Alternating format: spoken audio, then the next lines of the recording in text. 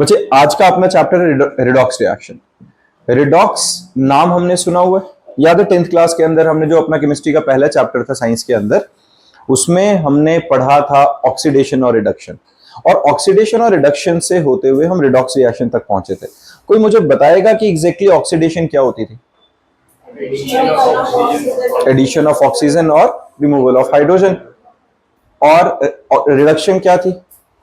उल्टा, addition of hydrogen और removal of oxygen. बिल्कुल सीधा सीधा यही था। इसी डेफिनेशन को हम बेसिकली क्या कह सकते हैं, ये क्लासिकल कंसेप्ट है रिडॉक्स रिएक्शन का। और एक और चीज याद है तुम्हें कि अगर कोई ऑक्सीडेशन हो रही है किसी भी चीज की, तो उस ऑक्सीडेशन को कराने के लिए वहां पर एक ऑक्सीडाइजिंग एजेंट होना जरूरी था, और जो ऑक्सीडाइजिंग एजेंट होगा उसकी खुद की क्या हो रही होगी? रिडक्शन। ऐसा ही होता है, अगर किसी की रिडक्शन हो रही है तो उसको कराने वाला रिड्यूसिंग एजेंट होना चाहिए, और जो रिड्यूसिंग एजेंट है उसकी खुद की क्या हो रही होगी? ऑक्सीडेशन। तो अगर ऑक्सीडेशन हो रही है तो साथ में रिडक्शन भी होगी, रिडक्शन हो रही है तो साथ में ऑक्सीडेशन भी होगी। जिसकी ऑक्सीडेशन होती है वो रिड्यूसिंग एजेंट, जिसकी रिडक्शन होती है वो ऑक्सीडाइजिंग एजेंट। पता है ये वाला पार्ट है ना, ये हमने ऑलरेडी 10th क्लास के अंदर ठीक ठाक तरीके से कवर किया था। अब अपने पास क्या है, क्लासिकल कंसेप्ट के अकॉर्डिंगली जो तुमने अभी डेफिनेशन बोली है बच्चों ने, बहुत ठीक बताई है वो वाली, उसके अकॉर्डिंगली क्या है? द एडिशन ऑफ ऑक्सीजन और एनी अदर इलेक्ट्रोनेगेटिव एलिमेंट। अब उस क्लासिकल कंसेप्ट में, उस डेफिनेशन में मैंने बस एक ये नया वर्ड ऐड कर दिया। क्या है? एडिशन ऑफ ऑक्सीजन और एनी अदर इलेक्ट्रोनेगेटिव एलिमेंट। कि सिर्फ ऑक्सीजन की एडिशन से ऑक्सीडेशन नहीं होगी। कब होगी? अगर कोई इलेक्ट्रोनेगेटिव अपार्ट फ्रॉम ऑक्सीजन, मान लो क्लोरीन आ जाता है, फ्लोरीन आ जाता है, नाइट्रोजन आ जाता है, अगर कोई भी अलग इलेक्ट्रोनेगेटिव एलिमेंट वहां पर आ जाता है तो वो इलेक्ट्रोनेगेटिव एलिमेंट की एडिशन भी ऑक्सीडेशन ही कहलाएगी, क्योंकि ऑक्सीजन भी क्या है? हाईली इलेक्ट्रोनेगेटिव एलिमेंट है। ये बात समझ में आई है? तो oxidation is the process of addition of any electronegative element. Clear है ये? एंड या और उसके साथ रिडक्शन में हमारे पास क्या रहेगा? और रिमूवल ऑफ हाइड्रोजन और एनी अदर इलेक्ट्रोपॉजिटिव एलिमेंट। ठीक है, रिमूवल किसकी हो रही है बच्चा? किसी भी इलेक्ट्रोपॉजिटिव एलिमेंट की। क्लियर बात है ये? इलेक्ट्रोपॉजिटिव कौन होता है पता है सबको, है ना? अब जो हाइड्रोजन है वो इलेक्ट्रोपॉजिटिव था, या कोई भी इलेक्ट्रोपॉजिटिव अगर रिमूव होगा तो हम क्या कहेंगे? उसकी क्या हो गई है? ऑक्सीडेशन।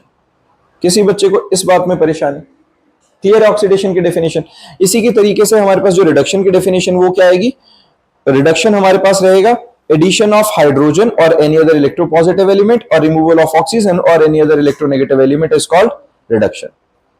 क्लियर बात है ये? किसी को दिक्कत? ठीक। अब ऑक्सीडाइजिंग एजेंट क्या होता है? जो सब्सटेंस ऑक्सीजन देगा, अ सब्सटेंस व्हिच गिव्स ऑक्सीजन। अब खुद अपना ऑक्सीजन में अगर मतलब रिमूव होगा उसके पास से, या वो रिलीज कर देगा, या कोई और इलेक्ट्रोनेगेटिव एलिमेंट रिलीज करेगा, तो वो अपना ऑक्सीजन रिलीज कर रहा है, कोई इलेक्ट्रोनेगेटिव एलिमेंट रिलीज कर रहा है, तो ये तो रिमूवल हो गया उसका। अगर वो ऑक्सीजन रिलीज कर रहा है तो सामने वाला उस ऑक्सीजन को गेन करेगा, तो खुद की क्या हुई? रिडक्शन। सामने वाले को कराया ऑक्सीडाइज, तो खुद क्या बना? वो ऑक्सीडाइजिंग एजेंट। क्लियर बात है ये? ठीक है। या फिर और removes hydrogen is called oxidising agent, या दूसरे वाले के पास से हाइड्रोजन को रिमूव कर ले तो खुद की रिडक्शन होगी, उसकी ऑक्सीडेशन हो जाएगी। जैसे यहां पे एग्जांपल के तौर पे हमारे पास सीधा सीधा क्या है बच्चे? देखो, कार्बन है, ऑक्सीजन के साथ रिएक्ट करा, CO2 बन गया, तो कार्बन के साथ ऑक्सीजन की एडिशन हुई तो क्या हो गया? Oxidation. Zinc plus sulphur give zinc sulphide, सीधा सा oxidation. Mg plus Cl2 MgCl2, सीधी सी ऑक्सीडेशन। यहां तीनों एग्जांपल्स के अंदर क्या हो रहा है? हमारे पास एक हायर इलेक्ट्रोनेगेटिव एलिमेंट आके उसके अंदर ऐड हो रहा है। किसी को दिक्कत? ऐसे ही H2S plus O2 gives H2O plus 2S, है ना? ये बात समझ में आ रही है? Ki plus Cl2 give KCl plus I2। तो यहां पर हो क्या रहा है? एक जैसे क्लोरीन है, उसने आयोडीन को रिप्लेस किया, तो बेसिकली एडिशन ऑफ क्लोरीन हुई।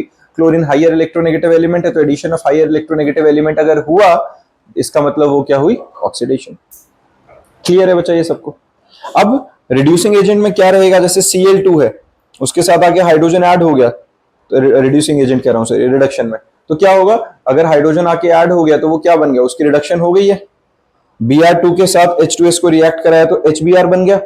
क्या हो गया? हाइड्रोजन आके Br के साथ जुड़ गया, तो हमारे पास उसकी क्या हो गई? रिडक्शन हो गई बेसिकली। यही सबके अंदर हर एग्जांपल में इसी तरीके से हमने लिखा हुआ है। क्लियर बात है बच्चा, दिख रहा है सब, किसी बच्चे को इसमें परेशानी?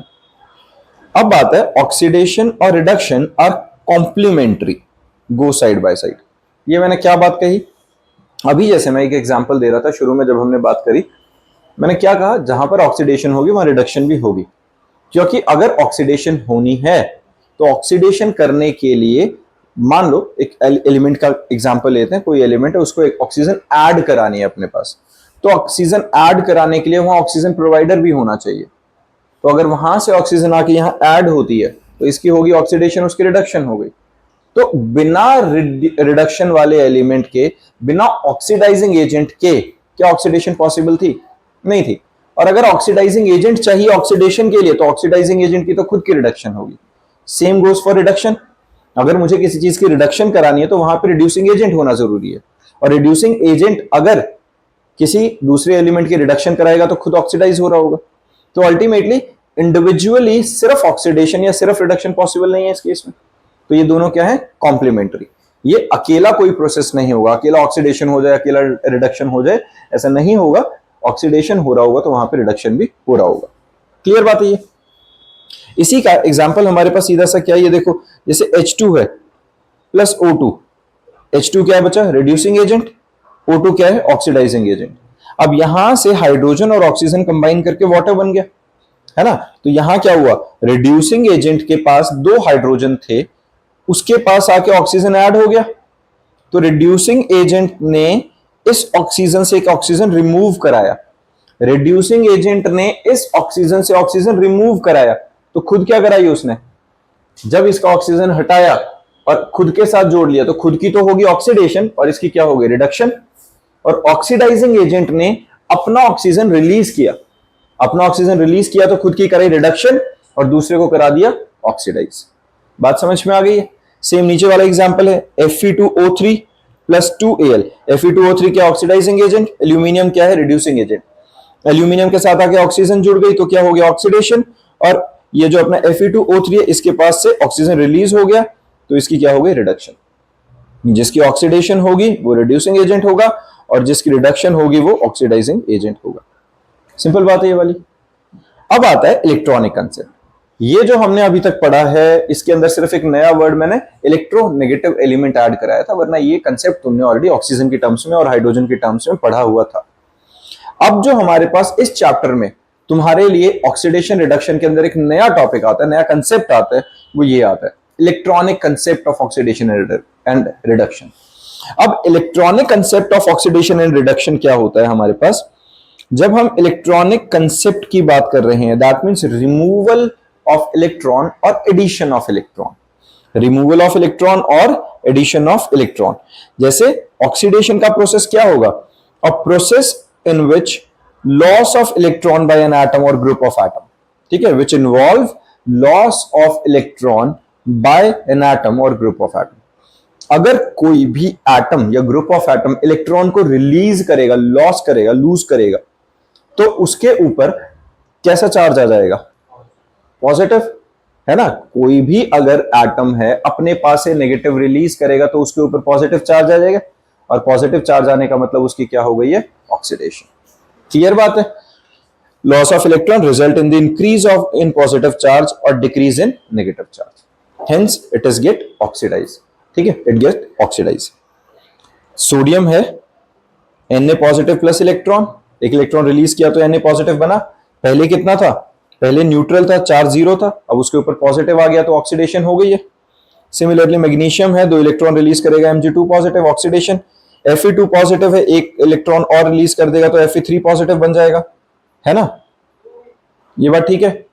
MnO4 2 नेगेटिव है, इसने एक इलेक्ट्रॉन रिलीज किया, MnO4 नेगेटिव बन गया, तो 2 नेगेटिव की जगह अब सिंगल नेगेटिव रह गया तो ऑक्सीडेशन हो गई, नेगेटिव कम हो गया। पॉजिटिव का बढ़ जाना या नेगेटिव का कम हो जाना सेम ही बात है, ठीक है ना? तो ये ऑक्सीडेशन हो गया। 2Cl negative, Cl2 plus 2 electrons आ गए हमारे पास, तो यहां क्या हो गया? ये इसकी ऑक्सीडेशन स्टेट क्या हो गई? जीरो। अब मैं ऑक्सीडेशन स्टेट इसके जीरो क्यों बोल रहा हूं, और यहां मैं एक टर्म यूज कर रहा हूं ऑक्सीडेशन स्टेट। ऑक्सीडेशन स्टेट क्या होती है? अब अभी तक हमने चार्जेस की बात करी थी, कोई एटम अगर इलेक्ट्रॉन को रिलीज करता है तो वो केटाइन बन रहा है, कोई एटम अगर इलेक्ट्रॉन्स को गेन कर रहा है एनाइन बन रहा है, पर ग्रुप ऑफ एटम्स तो केटाइन एनाइन नहीं बनते, है ना। और यहां ध्यान से देखो, मैंने डेफिनेशन के अंदर केटाइन एनाइन लिखा भी नहीं है कहीं। बेसिकली ये हम बात क्या कर रहे हैं कि अगर कोई भी एटम या group of atom electron release करता है तो उसके ऊपर उस वक्त रिलीज करने के टाइम पे एक चार्ज आएगा, जब वो रिलीज करेगा उस चार्ज को हम या केटाइनिक या एनाइनिक वैलेंसी के हिसाब से नहीं कह रहे हैं, ऑल्दो वैलेंसीज और oxidation number are almost same, exactly same नहीं है, क्योंकि वैलेंसी वेरी नहीं करती है, अलग चीज है। वेरिएबल वैलेंसी से एक अलग पार्ट है, डी ब्लॉक के अंदर हमने पढ़ा था, पी ब्लॉक के अंदर हमने थोड़ा बहुत पढ़ा है, लेकिन वेरिएबल वैलेंसीज का कंसेप्ट नहीं। अदरवाइज भी हम अगर बात करें वैलेंसी हम फिक्स लेके चल रहे हैं, है ना, वैलेंसी हम फिक्स लेके चलते हैं, लेकिन इस केस में वैलेंसी कंडीशन के हिसाब से चेंज होगी। जैसे ऑक्सीजन की वैलेंसी -2 होती है, लेकिन ऑक्सीडेशन नंबर -2 भी हो सकता है और -2 के अलावा भी कुछ हो सकता है, प्लस भी हो सकता है, 0 भी हो सकता है। अब ये कैसे होता है उसके बारे में हम आगे बात करेंगे। तो इसीलिए अब यहां जो चार्ज है इसके लिए क्लियर रखना, ये वैलेंसी नहीं है, ये क्या है, ऑक्सीडेशन नंबर। क्लियर है। तो ऑक्सीडेशन नंबर क्या होता है, अगर कोई एटम इलेक्ट्रॉन रिलीज या गेन करेगा, अगर लूज करेगा तो उसका ऑक्सीडेशन नंबर बढ़ जाएगा, दैट इज इन पॉजिटिव, और अगर इलेक्ट्रॉन गेन करेगा तो उसके ऊपर नेगेटिव बढ़ जाएगा या पॉजिटिव कम हो जाएगा, तो उसकी क्या हो जाती है, रिडक्शन। क्लियर बात है बच्चे, ये सबको क्लियर है। Oxidation is the process of removal of electrons, reduction is the process of gain of electrons. Sorted है। तो रिडक्शन में हमारे पास क्या रहेगा, reduction is a process which involve gain of electron by an atom or group of atoms. Gain of electron result in decrease of positive charge or increase in negative charge. Fe3 positive plus electron gets Fe2 positive, यही हुआ, electron को gain करके वो reduce हो गया, उसका positive charge यहाँ पे क्या हुआ, 3 पॉजिटिव से घट के 2 पॉजिटिव हो गया, तो रिड्यूस हो गया वो, है ना। Cl2 था, 2 इलेक्ट्रॉन गेन करके 2Cl नेगेटिव हो गया। अब यहां ये Cl2 है, इसका ऑक्सीडेशन नंबर क्या था यहाँ पर, 0। अब वो 0 कैसे, उसके बारे में मैं बताता जाऊंगा। वैसे अगर अभी के लिए आइडिया लगाओ तो ये दिख ही रहा है कि न्यूट्रल है। Cl2 तो एक सीधा सीधा डायटोमिक मॉलिक्यूल है, कोवेलेंटली बॉन्डेड है, पॉजिटिव नेगेटिव है भी नहीं, 100% न्यूट्रल रहा। वो न्यूट्रल है तो उसके ऊपर वैसे भी कोई चार्ज नहीं, हम कंसीडर कर लेते हैं वो 0 था। बाकी आगे रूल्स आएंगे ऑक्सीडेशन के, उससे एग्जैक्टली पता भी चल जाएगा। ठीक है। ऐसे ही हमारे पास SN4 plus 2 electron give SN2 positive, और MnO4 negative plus electron give MnO4 2 negative. Done है, ये बात समझ में आ गई है, किसी को इसमें दिक्कत। अब 4Na पॉजिटिव प्लस O2, अब यहां पर देखो 4Na पॉजिटिव प्लस O2 क्या बनाएगा, Na2O2 Na2O बनाएगा कि नहीं, मैं इसको यहां लिख के दिखाता हूं। एक बात बताओ, हमारे पास जो सोडियम है अगर ऑक्सीजन से कंबाइन करता है तो क्या बनाएगा, Na2O, ये पता है सबको, है ना। कैसे क्रिस क्रॉस मेथड याद है, हमने 9th क्लास के अंदर पढ़ा था कि Na के ऊपर +1 का चार्ज है, ऑक्सीजन के ऊपर -2 का चार्ज है, तो ये इसके पैरों में, ये इसके पैरों में, ऐसे करके बनता है Na2। या फिर हमारे को एक और तरीका क्या पता है, भाई सोडियम है, एक सोडियम के पास 1 इलेक्ट्रॉन है, ऑक्सीजन को चाहिए 2, तो 2 सोडियम रिक्वायर्ड होंगे, अपना अपना इलेक्ट्रॉन इसको ट्रांसफर करेंगे, तब जाके O2 नेगेटिव वैलेंसी सेटिस्फाई करेगा, और वो 2 Na मिलके एक सोडियम के साथ 2 आयनिक बॉन्ड बना लेंगे। क्लियर है ये, है ना। इस तरीके से अब यहां हुआ क्या, यहां पर सोडियम ने इलेक्ट्रॉन रिलीज किया, ऑक्सीजन ने गेन किया, सोडियम की क्या होगी, ऑक्सीडेशन, ऑक्सीजन की क्या हो गई, रिडक्शन। सोडियम की हुई है ऑक्सीडेशन, सोडियम की इस केस में अगर हुई है ऑक्सीडेशन, अगर यहां 4 लिख रहा हूं, 4 क्यों लिखा बच्चा, बैलेंस करने के लिए, इसका और कोई रोल नहीं है। जैसे हमने Na2O लिखा था तो Na plus O2 gives Na2O, balance करने के लिए मुझे 2 से मल्टीप्लाई करना पड़ेगा यहाँ पे, क्योंकि 2 ऑक्सीजन हो गए, अगर 2 किया तो यह सोडियम 4 हो गए थे, इसलिए 4 लिख दिया। एक सोडियम कितने इलेक्ट्रॉन रिलीज कर रहा था, एक, 4 सोडियम कितने करेंगे, 4 इलेक्ट्रॉन, तो overall Na positive times 4 loses 4 electron, 4 electron release के ऑक्सीडेशन हो गया। एक ऑक्सीजन कितने इलेक्ट्रॉन गेन करता है, 2, तो 2 ये O2 में तो 2 ऑक्सीजन है, कितने इलेक्ट्रॉन चाहिए उसे, 4 ही चाहिए, तो गेन ऑफ 4 इलेक्ट्रॉन, इसकी क्या हो गई, रिडक्शन। किसी को दिक्कत इस बात में, क्लियर है बच्चा। दोबारा फिर से बताता हूं, देखो जो हमारे पास बच्चा सोडियम है, अगर ये सॉलिड फॉर्म में है मान लो, और ऑक्सीजन है हमारे पास O2 गैसियस फॉर्म में है, ये रिएक्ट करेंगे, रिएक्ट करके हमारे पास बनेगा Na2O। इस बात में तो दिक्कत नहीं है बच्चा, है ना। जिस टाइम पे हमारे पास Na2O बनेगा, ये जब बन रहा है, इसको पहले क्या करना पड़ेगा, सबसे पहले बैलेंस कर लेते हैं।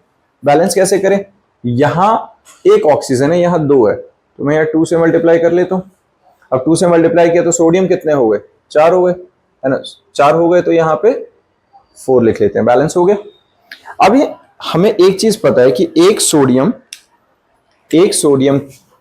एक इलेक्ट्रॉन रिलीज करेगा तो Na पॉजिटिव बनाएगा। ऑक्सीजन जो है एक, वो 2 इलेक्ट्रॉन गेन करेगी तो O2 नेगेटिव बनाएगा, है ना, यही होता है, ऐसे ही रहेगा। और अगर सोडियम और ऑक्सीजन रिएक्ट करते हैं तो Na2O का मतलब क्या हुआ, एक ऑक्सीजन को 2 सोडियम की रिक्वायरमेंट है, तब जाके उसका बॉन्ड कंप्लीट होगा, तब जाके वो सेटिस्फाई होगा, यही कहानी है। अब एक सोडियम अगर एक इलेक्ट्रॉन रिलीज करता है तो 4 सोडियम कितने इलेक्ट्रॉन रिलीज कर रहे हैं, 4, है ना। तो यहां पर लॉस ऑफ 4 इलेक्ट्रॉन्स हो गया। अगर इलेक्ट्रॉन लूज हुए तो क्या हो गया, ऑक्सीडेशन, तो मैं यहां इसे ऑक्सीडेशन का प्रोसेस मान सकता हूं। और एक ऑक्सीजन 2 इलेक्ट्रॉन्स गेन करता है, ऑक्सीजन के मॉलिक्यूल में तो 2 ऑक्सीजन है, टोटल 4 इलेक्ट्रॉन्स गेन कर लिए, गेन ऑफ 4 इलेक्ट्रॉन्स, ये क्या हो गया, रिडक्शन का प्रोसेस बन गया, किसी को दिक्कत। और ये ऑक्सीडेशन और रिडक्शन का अगर प्रोसेस बन गया है, अब जिसने इलेक्ट्रॉन रिलीज किए उसकी हो गई ऑक्सीडेशन, तो जिसकी ऑक्सीडेशन हुई ये क्या हो गया, रिड्यूसिंग एजेंट। जिसने इलेक्ट्रॉन गेन किए इसकी क्या हो गई है, रिडक्शन, तो जिसकी रिडक्शन हुई है वो क्या हो गया, ऑक्सीडाइजिंग एजेंट। बात ठीक है बच्चा, किसी बच्चे को इसमें परेशानी, डन है। ऑक्सीडाइजिंग एजेंट क्या होता है हमारे पास, oxidising agent a substance which can accept 1 or more electron, reducing agent a substance which can give 1 or more electron. Clear बात है। अब ये जो मैंने एग्जांपल दिया था, अगर उसी को मैं 2 पार्ट्स में ब्रेक करके दिखाऊं, जैसे यहां इंडिविजुअली लिख के दिखा रहा हूं मैं, इसको कहते हैं बच्चे हाफ सेल रिएक्शन, या simple oxidation half reaction, reduction half reaction. Oxidation half reaction and reduction half reaction. मैं सिर्फ ऑक्सीडेशन होने वाली चीज को दिखा रहा हूं तो ऑक्सीडेशन हाफ रिएक्शन, मैं सिर्फ रिडक्शन वाली अपनी जो रिएक्शन बन रहा है उसको दिखा रहा हूं तो रिडक्शन हाफ रिएक्शन। जैसे सोडियम था, उसने 4 इलेक्ट्रॉन रिलीज करके 4 Na पॉजिटिव बना, सिर्फ ऑक्सीडेशन वाला पार्ट दिखाया तो ऑक्सीडेशन हाफ रिएक्शन कह देंगे। O2 4 इलेक्ट्रॉन गेन करके O2 नेगेटिव बनाएगा, ट्वाइस ऑफ 2O2 नेगेटिव, मतलब ट्वाइस ऑफ O2 नेगेटिव बनाएगा, तो उसको रिडक्शन हाफ रिएक्शन कहेंगे। फाइनल रिएक्शन कैसे होगा, दोनों को प्लस कर दो। अगर मैं इन दोनों को मान लो प्लस कर देता हूं, तो प्लस करेंगे तो ध्यान से देखो, 4 इलेक्ट्रॉन कट गए, तो क्या बनेगा, 4Na plus O2 gives 4Na plus 2O2 negative which is twice of Na2O। Clear है। इस तरीके से हमारा फाइनल प्रोडक्ट बनेगा। तो हाफ रिएक्शंस को ऐड करके ही हमारे पास ओवरऑल रिएक्शन बनता होता है। ये क्लियर बात है बच्चा। अब अपने पास मोस्ट इंपॉर्टेंट टॉपिक आता है ऑक्सीडेशन नंबर। ऐसा नहीं है कि अभी इंपॉर्टेंट नहीं था, हमने ऑलरेडी ये जो अभी किया वो भी बहुत रेलेवेंट था कि ऑक्सीडेशन कैसे होता है। Oxidation is the process of removal of electrons, reduction is the process of gain of electron. Then oxidising agent और रिड्यूसिंग एजेंट भी हमें समझ में आ गया। अब आता है यहां पर रिड्यूसिंग एजेंट के बाद ऑक्सीडेशन नंबर। देखो ऑक्सीडेशन नंबर क्या होता है बच्चा, ऑक्सीडेशन नंबर है the charge which an atom of the element has in its ion or appears to have when present in the combined state with other atom। एक ऐसा charge जो कि किसी एटम पर होगा जब वो किसी और के साथ कंबाइंड स्टेट में एग्जिस्ट कर रहा होगा। जब उस कंबाइंड स्टेट में एग्जिस्ट कर रहा होगा उस वक्त जो उस एटम पे स्पेसिफिकली चार्ज होगा उसको हम क्या कहेंगे, oxidation number. Kind of valency but थोड़ा सा डिफरेंट रहेगा, वो रूल्स के हिसाब से पता चलेगा अभी। क्लियर है। अब आता है rules for calculating oxidation number. ये बहुत इंपॉर्टेंट है क्योंकि थ्रू आउट चैप्टर में चलेगा और उसके अलावा भी ये जो ऑक्सीडेशन नंबर निकालने वाला पार्ट है ये सिर्फ इस चैप्टर तक सीमित नहीं है। ये ध्यान रखना, रिडॉक्स रिएक्शन की जो एक्चुअल इंप्लीमेंटेशन है वो +2 के अंदर भी इसी चैप्टर के थ्रू आगे प्रोसीड करेगा, इलेक्ट्रोकेमिस्ट्री नाम का चैप्टर। और ये रिडॉक्स रिएक्शन के अंदर ही जो ऑक्सीडेशन के रूल्स लगाते हैं उसी तरीके के रूल्स को यूज करके हम नॉमेनक्लेचर और वैलेंस बैंड थ्योरी, एक वीबीटी थ्योरी अपनी अलग आएगी जो 12th के अंदर कोऑर्डिनेशन कंपाउंड और डी ब्लॉक के अंदर यूज होती है जगह जगह, उसमें पैरामैग्नेटिक एंड ऑल वो सारे कैरेक्टर्स हम उन्हीं से जज करेंगे। तो तुम्हें ऑक्सीडेशन नंबर निकालना आना चाहिए। ध्यान से रूल्स याद रखना, इजी हैं, टफ नहीं है, बहुत सीधा सीधा पकड़ में आएंगे। देखो पहला, electron shared between two like atoms are divided equally between the sharing atoms, so no net charge appears on any of the atom. जैसे Cl2, O2, H2, इनके अंदर इलेक्ट्रोनेगेटिविटी डिफरेंस कोई है नहीं, इक्वली शेयरिंग होगी इलेक्ट्रॉन्स की। अगर दोनों तरफ क्लोरीन क्लोरीन है, दोनों तरफ ऑक्सीजन ऑक्सीजन है, फ्लोरीन फ्लोरीन है, तो इनमें बराबर बराबर इलेक्ट्रॉन डिस्ट्रीब्यूट होंगे, किसी तरीके का कंपाउंड पे मॉलिक्यूल पे कोई नेट चार्ज नहीं होगा, है ना। तो इसलिए उसके ऊपर कोई चार्ज नहीं होगा, तो ऑक्सीडेशन नंबर भी उस टाइम पे क्या होगा, 0। इसीलिए जितनी बार भी हमारे पास Cl2 आया, मैंने Cl2 के ऊपर यहां पे चार्ज 0 लिखा था, जब हमारे पास O2 आएगा तो उसका भी चार्ज हम क्या लिखेंगे, 0। ये बात क्लियर है बच्चा, समझ में आ रही है। Electrons shared between two unlike atoms are counted with more electronegative atom having negative charge, that is oxidation number, and the atom with less electronegativity will be have positive charge, that is oxidation number। अब क्या है ये, अगर मेरे पास मान लो HCl का example रख लेते हैं। HCl के अंदर हमें क्या पता है बच्चा, अगर HCl का मैं एग्जांपल लेता हूं तो HCl के अंदर हमें पता है क्लोरीन बीइंग मोर इलेक्ट्रोनेगेटिव, इसके ऊपर delta negative delta positive charge आता है इलेक्ट्रोनेगेटिविटी डिफरेंस की वजह से। तो हम यहां ये कह के चलते हैं कि भाई हाइड्रोजन के ऊपर नेगेटिव ऑक्सीडेशन नंबर आएगा, सॉरी पॉजिटिव ऑक्सीडेशन नंबर आएगा, और higher electronegative element that is chlorine, उसके ऊपर नेगेटिव ऑक्सीडेशन नंबर आएगा। ठीक है, तो जो हायर इलेक्ट्रोनेगेटिव एलिमेंट होगा हमेशा उस पर कैसा ऑक्सीडेशन नंबर आएगा, नेगेटिव, और जो कम इलेक्ट्रोनेगेटिव एलिमेंट होगा उसका ऑक्सीडेशन नंबर हमेशा निकलेगा पॉजिटिव। बहुत सीधा सा रूल है ये क्लियर है। अब इस बात को बहुत स्ट्रेस देके याद रखना है, ये पॉजिटिव नेगेटिव, और ये कुछ टफ नहीं है, पोलैरिटी में हम यही करते हैं, कुछ अलग नया नहीं किया, लेकिन बहुत स्ट्रेस देके क्यों याद रखना है, क्योंकि आगे वाले रूल्स में जो ऑक्सीजन का अलग तरीके का बिहेवियर है वो यही रूल जस्टिफाई करेगा। ठीक है, अभी देखो कैसे, rules for calculating oxidation number. पहला, oxidation number of an element in the free elementary state or in any of its allotropic form is always 0।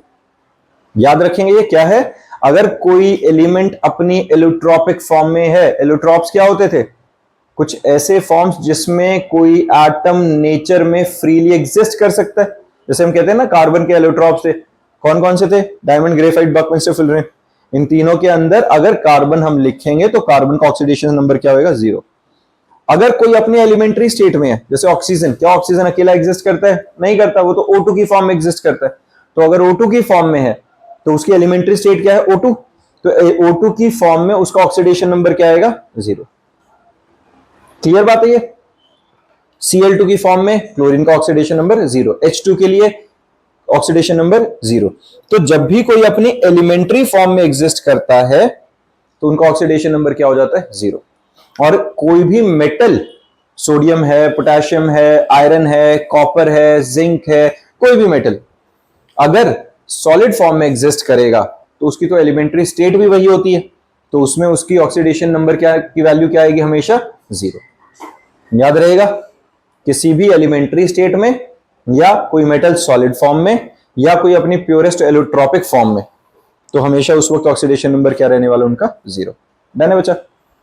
फिर है, the oxidation number of an element in a single monoatomic ion is the same as the charge on the ion. Monoatomic ion, monoatomic समझ रहे हो, H positive, Na positive, K positive, अकेला एक atom, mono का मतलब 1, atomic का मतलब atom, single atom जो अपना नॉर्मल वैलेंसी के टाइम पे जो चार्ज पोजेस करता था वही उसका ऑक्सीडेशन नंबर होगा। जैसे K के ऊपर पॉजिटिव चार्ज तो ऑक्सीडेशन नंबर क्या, +1। कैल्शियम का +2 तो उसका ऑक्सीडेशन नंबर भी +2। एल्यूमिनियम की मोनोटॉमिक के ऊपर वैलेंसी क्या थी, +3, उसका ऑक्सीडेशन नंबर भी +3। क्लोरीन मोनोटॉमिक फॉर्म में ऑक्सीडेशन नंबर आया -1 क्योंकि चार्ज भी -1। और अगर ग्रुप्स की फॉर्म में है, SO4 2 नेगेटिव, SO4 के ऊपर अपने को पता है ना सल्फेट के ऊपर 2 नेगेटिव था, तो ये 2 नेगेटिव उसका क्या आ गया, ऑक्सीडेशन नंबर। डन है। इन a binary compound of metal and non-metals. Oxidation number of metal is always positive and that of non-metal is always negative. वो exactly NaCl है जैसे, तो नॉन मेटालिक होगा, इलेक्ट्रोनेगेटिव भी ज्यादा होगा, इलेक्ट्रोनेगेटिव ज्यादा होगा तो उस पर नेगेटिव आएगा और उस मेटल पे हमेशा पॉजिटिव आएगा. तो एक बाइनरी कंपाउंड होगा जिसके अंदर अगर मेटल और नॉन मेटल कंबाइन हो रहे हैं तो नॉन मेटल का हमेशा ऑक्सीडेशन नंबर नेगेटिव और मेटल का ऑक्सीडेशन नंबर हमेशा पॉजिटिव आ रहा है. जितना पॉजिटिव होगा उतना ही नेगेटिव आएगा. ये बिल्कुल जरूरी है उस केस में अगर हमारे पास जो मॉलिक्यूल है या कंपाउंड है वो न्यूट्रल है. अगर उसके ऊपर मिला जुला के नेट चार्ज जीरो है, वो न्यूट्रल है, तो हमेशा पॉजिटिव और नेगेटिव इक्वल ही आएंगे. ठीक है. अब हमारे पास आता है इन compounds formed by the combination of non-metallic atoms, that is the atom with higher electronegativity is given negative oxidation number. Non metal कैसे, जैसे HCl, हाइड्रोजन में नॉन मेटालिक कैरेक्टर पोजेस कर रहा है, क्लोरीन भी, लेकिन क्लोरीन हाईली इलेक्ट्रोनेगेटिव एलिमेंट है तो क्लोरीन के ऊपर आएगा नेगेटिव ऑक्सीडेशन नंबर, हाइड्रोजन पे आ जाएगा पॉजिटिव. किसी को दिक्कत? NH3 नाइट्रोजन इलेक्ट्रोनेगेटिव ज्यादा है, उस पर आया नेगेटिव, हाइड्रोजन पर आया पॉजिटिव. ठीक है बच्चा, समझ में आ रहा है सबको? Ni3 नाइट्रोजन पर आया पॉजिटिव, आयोडीन पर आया नेगेटिव. सॉर्टेड? पक्का ना? In all compounds of hydrogen, the oxidation number of hydrogen is +1 except in hydrides of active metals. अब यहां क्या बोल रहा हूं मैं, यहां से अब अलग रूल्स थोड़े से शुरू होते हैं, क्योंकि अभी तक जो चल रहा था वो बहुत बेसिक वाली बात थी, वैलेंसी के साथ रिलेट करती हुई चीजें थी. अब यहां मैं बात कर रहा हूं हाइड्रोजन की. हमने अभी तक जब तक पढ़ा है उसकी ऑक्सीडेशन नंबर हमने हमेशा पॉजिटिव कंसीडर किया है ना. HCl वाला केस था, NH3 वाला केस था. लेकिन जब मेटल हाइड्राइड बनाता है, मेटल हाइड्राइड पता है सबको क्या होता है? मेटल जब हाइड्रोजन के साथ बॉन्ड बनाता है मेटल हाइड्राइड होता है. तो जब मेटल हाइड्राइड बनेगा तो उस वक्त मेटल हमेशा पॉजिटिव ऑक्सीडेशन नंबर पोजेस करेगा. तो जो साथ में नॉन मेटालिक कैरेक्टर पोजेस कर रहा है वो तो हाइड्रोजन बच गया, इसका ऑक्सीडेशन नंबर क्या होगा? नेगेटिव. समझ में आई है? मेटल तो हमेशा पॉजिटिव ऑक्सीडेशन नंबर ही पोजेस करेगा ना, और नॉन मेटालिक वाला जो रहेगा इस टाइम पे हाइड्रोजन नॉन मेटल की तरह बिहेव करेगा मेटल हाइड्राइड में, तो इसका ऑक्सीडेशन नंबर क्या आ जाएगा? नेगेटिव. ये रूल याद रहेगा, ये एक्सेप्शन की तरह से याद रखेंगे कि अगर हमारे पास मेटल हाइड्राइड्स हैं एक्टिव मेटल के, तो हमेशा उस केस में LiH है, जैसे NaH है, KH है, MgH2 है, CH2 etcetera, where hydrogen has oxidation number of -1. इसको लिख लो बच्चा, साथ के साथ ये रूल याद होता चलेगा कि इन metal hydrides, in hydride of active metals, hydrogen have oxidation number of -1. लिखते चलो बच्चे अपने नोटबुक में, याद होता चलेगा. क्लियर है? मैं सिर्फ वो लिखने को बोल रहा हूं अभी जो थोड़ा सा रेगुलर जो हमारी वैलेंसी थी उससे अलग रूल आ रहा है. क्लियर है ये? In hydrides of active metal hydrogen have oxidation number of -1, otherwise क्या होता है उसका? +1 रहता है. ठीक है. फिर है the oxidation number of oxygen. Oxidation number of oxygen is -2. पता है आपने को ये? Oxidation number of oxygen is -2. -2 क्यों है भाई? क्योंकि उसकी वैलेंसी ही -2 है, तो ये वाला हमें पार्ट पता है कि वो -2 है. Is in most of the compounds, however, अब ये याद रखना, ये भी एक्सेप्शन आ रहा है. हाउएवर आते ही मतलब समझ जाओ कि कुछ ना कुछ ये अलग बताने वाले हैं. ऑक्सीजन की ऑक्सीडेशन नंबर क्या आती है? -2. लेकिन there are 2 exceptions. First is peroxide. पहला क्या है बच्चा? पर ऑक्साइड. पर ऑक्साइड्स में, और सेकंड आता है हमारे पास सुपर ऑक्साइड्स. पर ऑक्साइड और सुपर ऑक्साइड्स क्या होते हैं पहले वो बताता हूं. देखो, पर ऑक्साइड्स में क्या रहेगा? In which oxygen atom are directly linked to each other. In peroxides H2O2, Na2O2, ये क्या होता है? पर ऑक्साइड. जितने नंबर ऑफ ऑक्सीजन उतना ही नंबर ऑफ दूसरा एटम हो. जैसे H2O2 और Na2O2 में समझ पा रहे हो? ये H2O2 दो ऑक्सीजन तो 2 हाइड्रोजन, NO2O2 2 ऑक्सीजन तो 2 सोडियम, इसे पर ऑक्साइड कहेंगे, है ना. ईच ऑक्सीजन इज अवेलेबल पर एटम, यही रहेगा ना, 1 ऑक्सीजन अवेलेबल पर एटम, तो पर ऑक्साइड्स बन गए. तो उस केस में each oxygen atom is assigned oxidation number of -1. Clear है बात? पेरोक्साइड्स के अंदर ऑक्सीडेशन नंबर क्या रहेगा बच्चा? -1। किसी बच्चे को इसमें दिक्कत है? लिख लो, for peroxides oxidation number of oxygen is -1। ठीक बात है, क्लियर? अब सुपर ऑक्साइड्स में क्या होता है? सुपर ऑक्साइड्स में each oxygen atom is assigned oxidation number of -1 हो गया। अब इन सुपर ऑक्साइड्स क्या रहेंगे बच्चा? देखो, इन सुपर ऑक्साइड्स में क्या है? KO2 RbO2। अब KO2 कैसे बन सकता है? सोच के देखो, ऑक्सीजन की वैलेंसी कहां सेटिस्फाई हो रही है? यहां पे पोटेशियम K पॉजिटिव होता है, ऑक्सीजन का 2 नेगेटिव होता है, तो K2O बनता तो समझ में आता। तो इसको क्या कहते हैं? Super oxides. जितने एक मेटल के पास ऑक्सीजन होने चाहिए थे उससे तो बहुत ज्यादा हो गए हैं ये। उल्टा ये था ना, एक ऑक्सीजन के लिए 2 पोटेशियम चाहिए थे, यहां एक ही पोटेशियम के पास 2 ऑक्सीजन है, तो ये सुपर ऑक्साइड बन गया। ऐसे में जब सुपर ऑक्साइड्स बनते हैं तो each oxygen atom is assigned oxidation number of -1/2। लिख लो, फॉर सुपर ऑक्साइड ये लिख लेना, KO2 RbO2 एग्जांपल के तौर पे oxidation number of oxygen is -1/2। Clear बात है? फिर से रिपीट कर रहा हूं, ऑक्सीजन के 3 ऑक्सीडेशन नंबर हमने अभी डिस्कस किए हैं। पहला कौन सा था बच्चा? -2, जो कि रेगुलर रहेगा। 3 भी नहीं बल्कि 4 गिनते हैं। O2 के केस में 0, जब O2 है तो ऑक्सीडेशन नंबर 0। अगर किसी सिंपल फॉर्म में किसी के साथ कंबाइन कर रहे हैं तो -2, परऑक्साइड के केस में +1, सुपर ऑक्साइड के केस में -1/2। ठीक है ना? क्लियर बात है ये?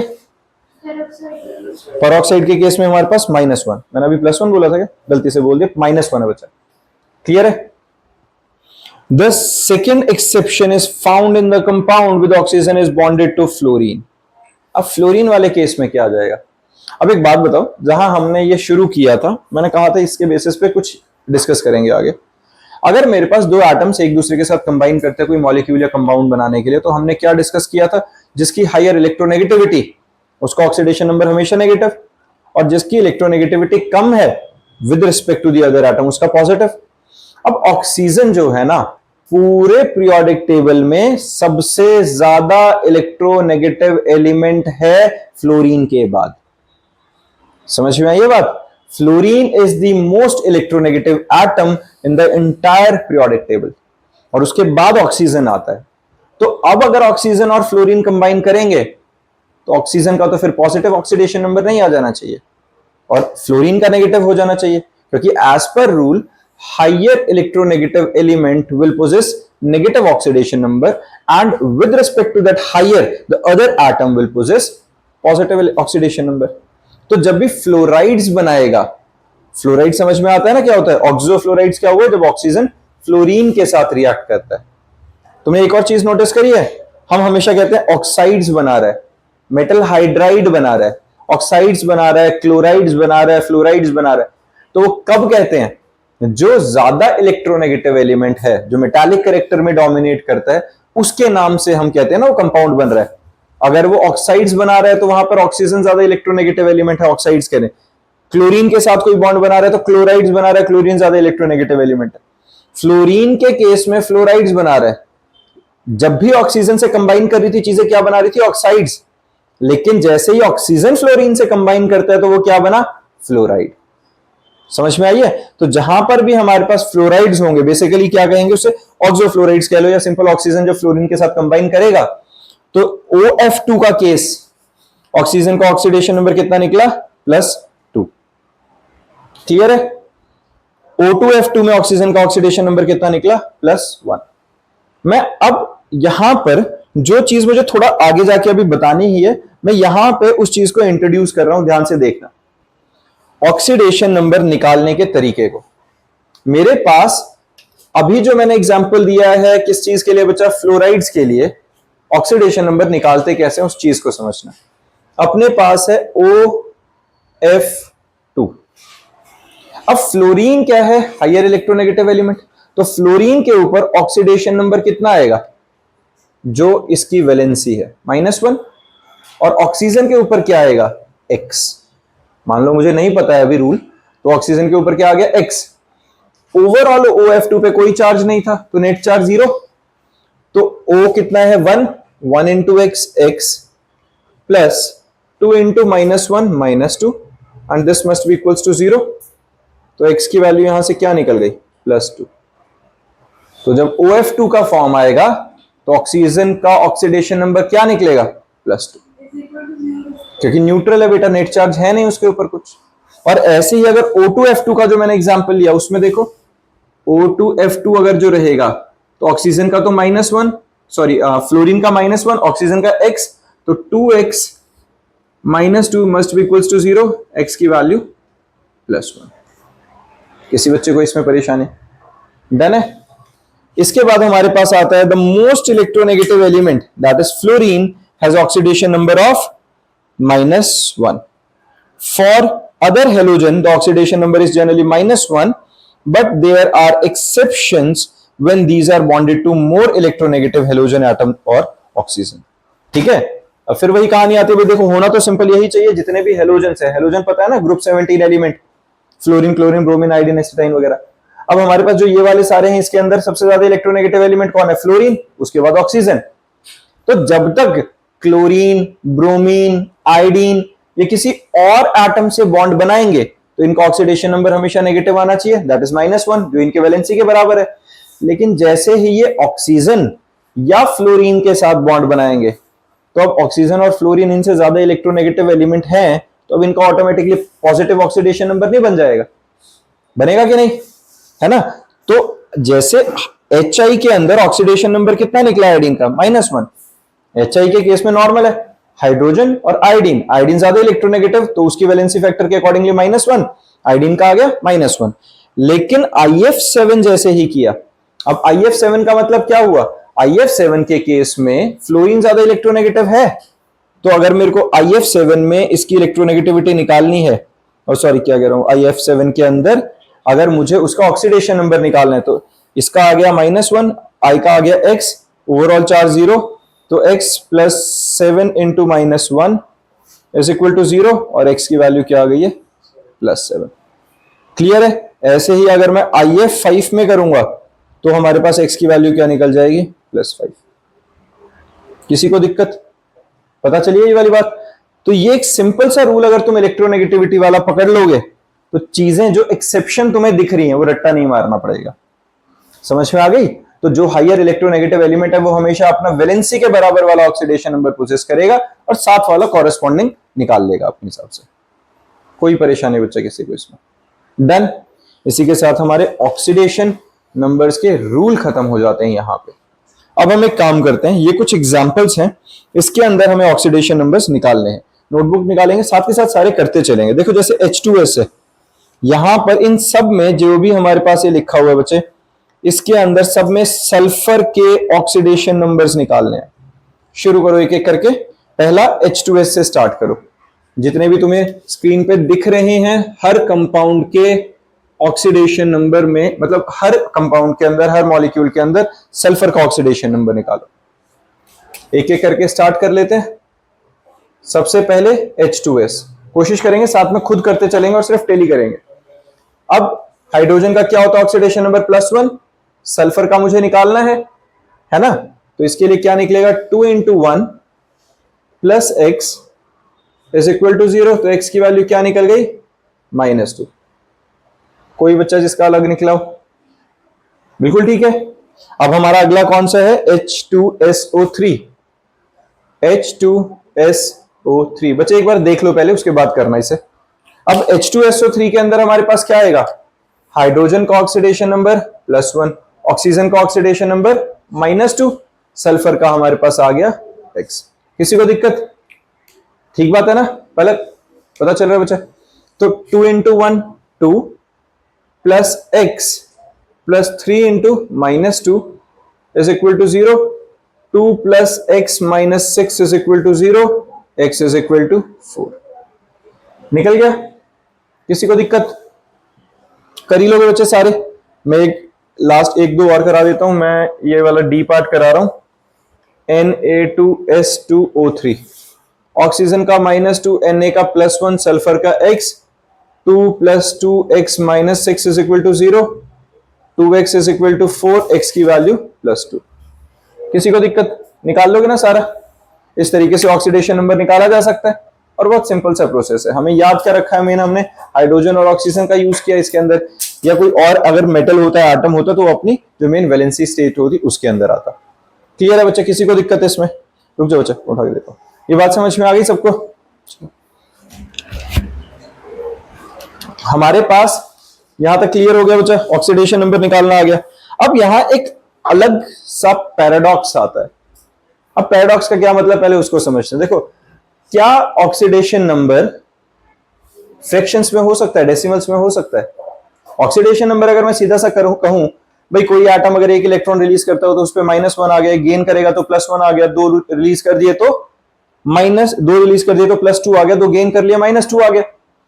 इलेक्ट्रॉन्स डेसिमल में कभी एक्सचेंज हो ही नहीं सकते, नहीं हो सकते ना, एग्जैक्टली जैसे वैलेंसी डेसिमल में नहीं हो सकती, तो ऑक्सीडेशन नंबर कैसे डेसिमल में आएगा?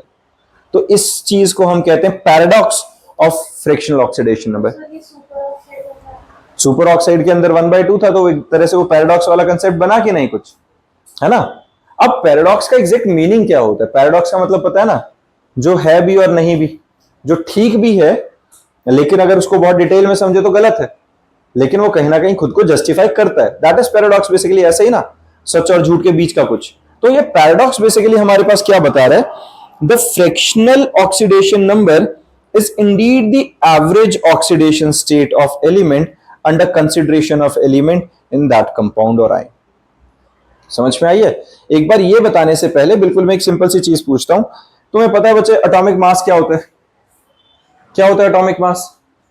सम of number of neutrons and protons. क्या प्रोटॉन्स डेसिमल में हो सकते हैं? क्या न्यूट्रॉन्स डेसिमल में हो सकते हैं? तो क्लोरीन का मास 35.5 क्यों लिखते हैं? एग्जैक्टली एवरेज होता है वो, किसका? आइसोटोप्स का। क्योंकि हमारे पास जो क्लोरीन है वो Cl35 और Cl37 दोनों फॉर्म में एग्जिस्ट कर रही है, और अलग अलग, ऐसा नहीं है कि सीधा सीधा प्लस करके हाफ कर दिए, परसेंटेज अलग अलग है। जो Cl37 है वो सिर्फ 25% होगी, लेट अस अज्यूम, और जो Cl35 है वो 75% होगी। तो ऑन एन एवरेज परसेंटेजेस के हिसाब से हम जो एवरेज निकाल रहे हैं वो 35.5 का निकल गया अपने पास। बात समझ में आई है? तो वहां पर भी हम डेसिमल या फ्रैक्शंस में जो एटॉमिक मास हम कंसीडर करते हैं वो एक एटम का नहीं है, वो किसी एक आइसोटोप का नहीं है, वो एवरेज है उनकी नेचर में एग्जिस्टेंस के हिसाब से। सिमिलरली फ्रैक्शनल ऑक्सीडेशन नंबर भी वही चीज है।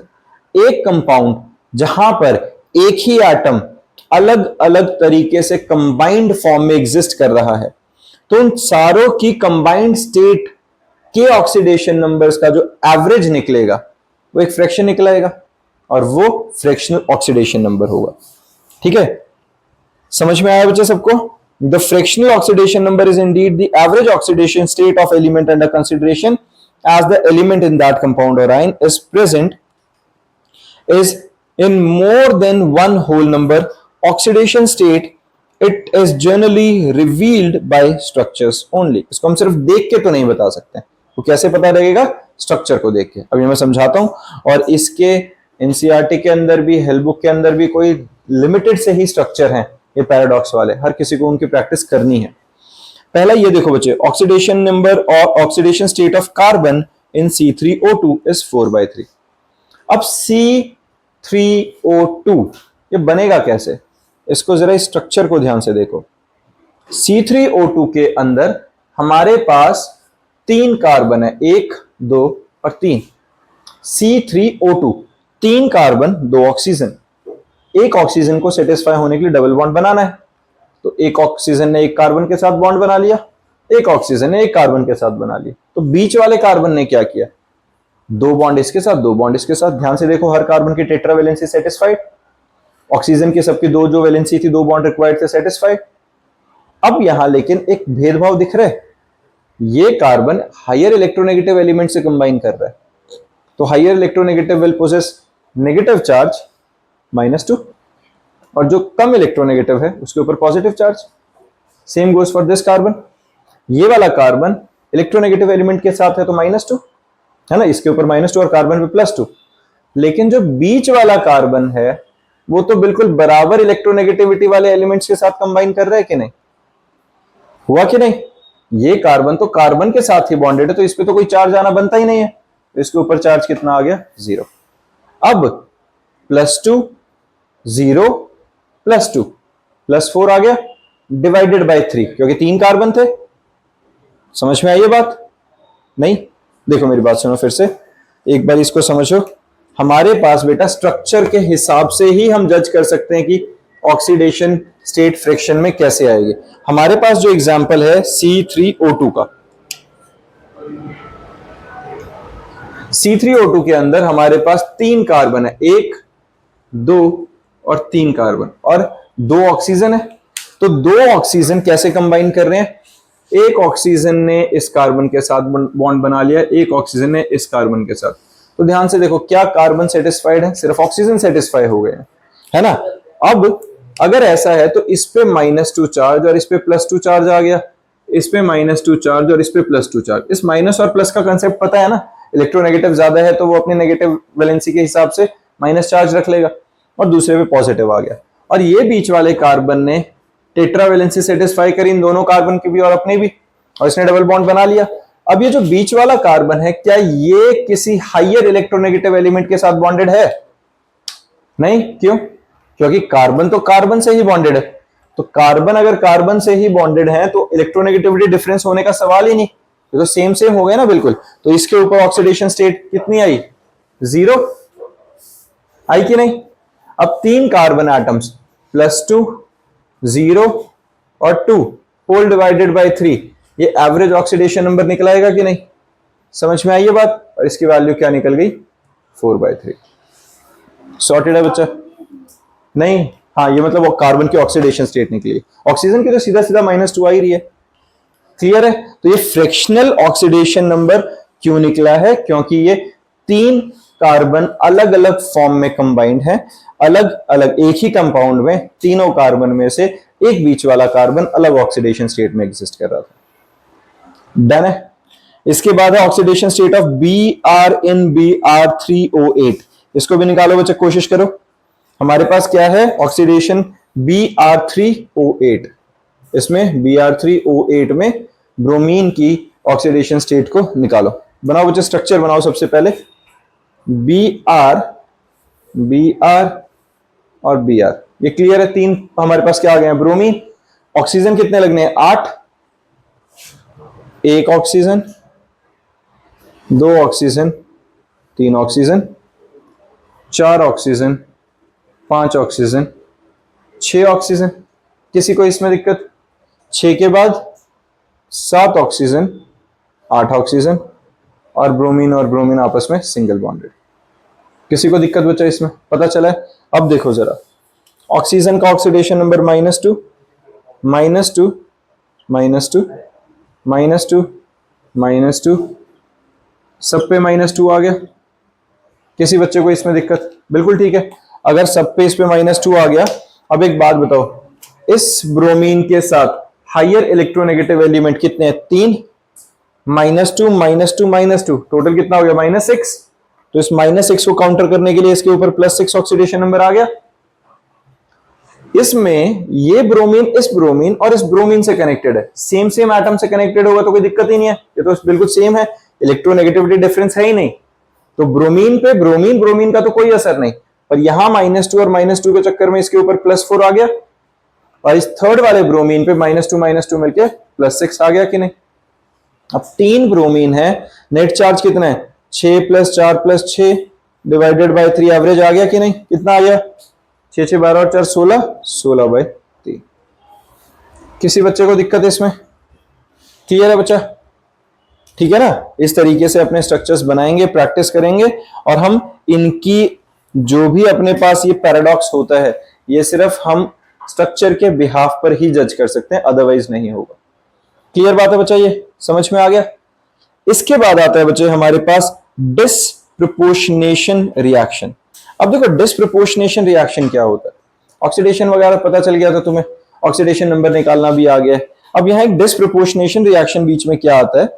ये होता है हमारे पास, if the reaction in which the oxidation number of element both increases and decreases.